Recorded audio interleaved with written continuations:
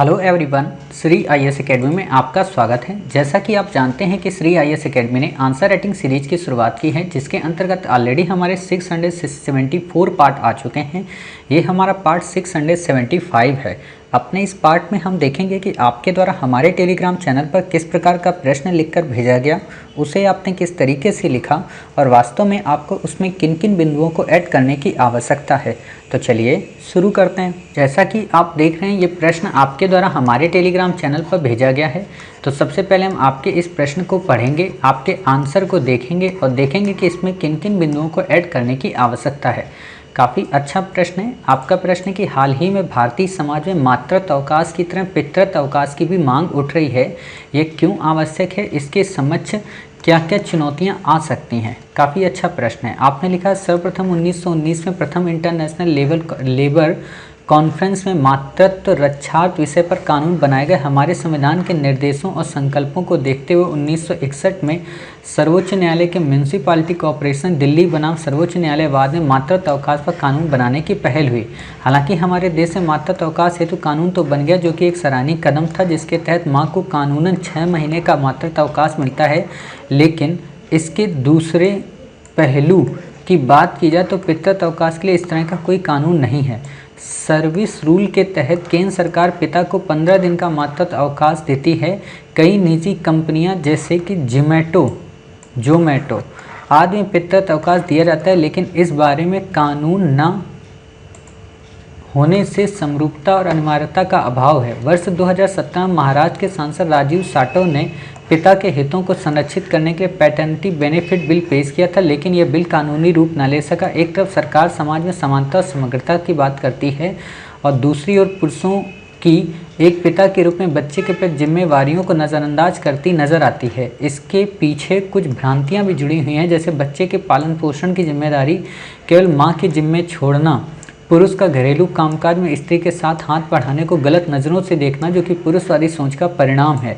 इसका सबसे बड़ा कारण पितृसत्तात्मक समाज का होना है। अंततः कहा जा सकता है कि स्वीडन जैसे देशों जहां पर माता पिता मिलकर 480 दिनों की पेड लीव लेने का प्रावधान किया गया है और पिता की अपने बच्चों के प्रति संबंधों को चिरस्थायी बनाए रखने हेतु स्वीडिश डैड्स के नाम से प्रदर्शनी लगाना, जिससे कि सामाजिक मानसिकता को बदला जा सके, आदि उपाय अपनाने पर जोर दिया गया और हमें भी इससे काफ़ी कुछ सीखने की आवश्यकता है।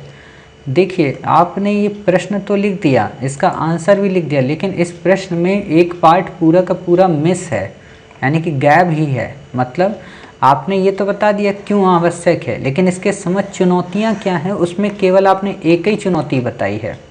ठीक है, इसमें इकोनॉमिकल चुनौती आप बताइए, इसमें कल्चरल चुनौती बताइए, सोसाइटी की चुनौती बताइए। ठीक है, मतलब काफ़ी सारे इसमें एंगल बताने हैं। जिस तरीके से जब आप मातृत्व अवकाश पढ़ते हैं, मातृत्व अवकाश के क्या लाभ हैं और क्या चुनौतियां हैं, सेम टू सेम वही चुनौतियां और वही लाभ पितृत्व अवकाश में भी आते हैं।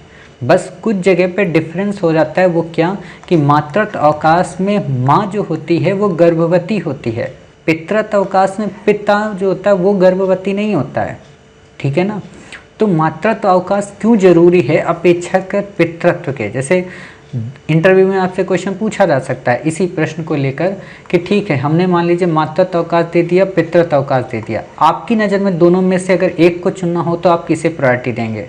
तथ्य सहित बताइए और तर्क देकर बताइए, तब आप वहाँ पे बता सकते हैं कि सर मातृत्व अवकाश ज़्यादा जरूरी है, क्योंकि माँ को गर्भ धारण करना होता है, ना कि पिता को। ठीक है ना, वैसे आपको यहाँ पे बताना है। अब प्रश्न उठता है कि इसको लिखेंगे कैसे। तो देखो, होता यही है कि जब हमारे पास कंटेंट जब बहुत ज़्यादा होता है ना, तो हम सोचते हैं कि सब कुछ डाल दें अपने आंसर में, हर एक चीज़ इतिहास से लगा के पुराण तक में हर चीज़ जितनी बातें सब डाल दें, और यही गलती हो जाती है हमसे। एग्जामिनर कहता है आप जब यूपीएससी की बुकलेट उठाएंगे तो बुकलेट हम 1-2 दिन में अभी उसी बुकलेट पर चर्चा करेंगे बहुत जल्द, क्योंकि कई बच्चों को कई भ्रांतियां हैं यूपीएससी को लेकर, तो उस पर चर्चा करेंगे। आप जब भी प्रश्न देखें तो उसमें सबसे पहली चीज़ क्या होती है कि टू द पॉइंट लिखना, जो प्रश्न है उसी को एक्सप्लेन करना। आपसे प्रश्न क्या कहा है, हाल ही में भारतीय समाज में मातृत्व अवकाश की तरह पितृत्व अवकाश की भी मांग उठी है। ठीक है, अब आपको क्या करना चाहिए था, इसमें बैकग्राउंड नहीं बताना है मातृत्व अवकाश का। भाई बैकग्राउंड बताने में आपने 200 वर्ड के आसपास खपा दी, सॉरी 100 वर्ड के आसपास खपा दिए। यूपीएससी ये थोड़ा ना करे कि आप बैकग्राउंड हमें बताइए। क्यों? क्योंकि मान लीजिए आप कभी सीएम साहब के पास गए, सीएम साहब अभी नए आए हुए हैं, ठीक है, आपसे सीएम साहब ने पूछा कि ये बताइए सर कि ये जो स्कीम है ये सही से इम्प्लीमेंट आपके ज़िले में क्यों नहीं हो रही, तो आप ये थोड़ा ना कहेंगे सर बात ये है ना कि आपके पहले जो सीएम साहब थे तो उनसे हमारी ऐसी ऐसी व्यवस्था थी। ये नहीं बताएंगे, टू द पॉइंट बताएंगे, सर अभी ये प्रॉब्लम आ रही है, कल या परसों में सर हम देखेंगे और इसको ऐसे सॉल्व कर लेंगे, यानी टू द पॉइंट, है ना। क्योंकि आपके जैसे ना जाने कितने ज़िलों के वहाँ पे जिलाधिकारी बैठे होंगे, आप अगर पूरा अतीत बताएंगे तो वो डिस्टर्ब हो जाएगा। ये बात अलग है कि उसको नहीं पता है, ठीक है, लेकिन हमें बताना भी नहीं उन्हें, ठीक है ना। तो यहाँ पे ये चीज़ समझना पड़ता है। अब प्रश्न उठता है कि इसको कहाँ से लिखें फिर हम, तो आपको जो ये कह रहा है ना कि मांग उठी है, तो मांग कहाँ से उठी? अभी आपने बताया ना कि साहब मांग उठी है राजीव साटो से, तो आप यहाँ से बताइए इस प्रश्न को, ठीक है, यानी कि शुरू का इतना अवॉइड कीजिए। फिर पूछा कि ये क्यों आवश्यक है, अब आप यहाँ से कुछ पॉइंट लीजिए। क्यों आवश्यक है? क्योंकि यहाँ पे जैसे माँ के लिए ज़रूरी होता है उसी तरह पिता के लिए कोई कानून नहीं है, जबकि पिता के लिए कानून होना आवश्यक इसलिए क्योंकि बच्चे की केयर करनी ज़रूरी है, ठीक है ना। अकेली माँ अपने बच्चे का केयर करेगी, ये तो पितृसत्तात्मक सोच है। अतः लैंगिक समानता को बढ़ावा देने का भी एक सराहनीय कदम हो सकता है, ऐसे आप बताएंगे।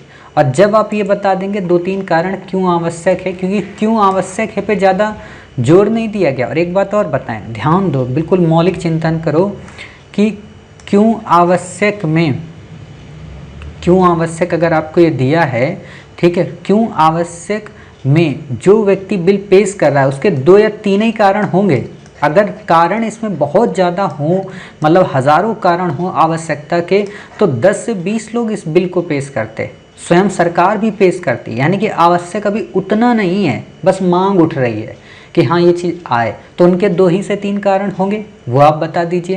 कि उनका एक कहना है कि बच्चों की केयर हो जाएगी, लैंगिक असमानता का जो मुद्दा है ये भी सॉल्व हो जाएगा, और पिता भी अपने आप को इक्वली ट्रीट कर पाएगा, और इससे जो कार्य संस्कृति है जिस भी कंपनी में वो काम करता है प्राइवेट सेक्टर में, वहाँ पे भी प्रतिस्पर्धा और अच्छी हो पाएगी, वहाँ का माहौल और बेहतरीन बन पाएगा, ठीक है। हालांकि केंद्र सरकार ने इस चीज़ को कर रखा है, आपको पता होना चाहिए कि सेंट्रल गवर्नमेंट ने ऐसी सुविधाएं दे रखी हैं, ठीक।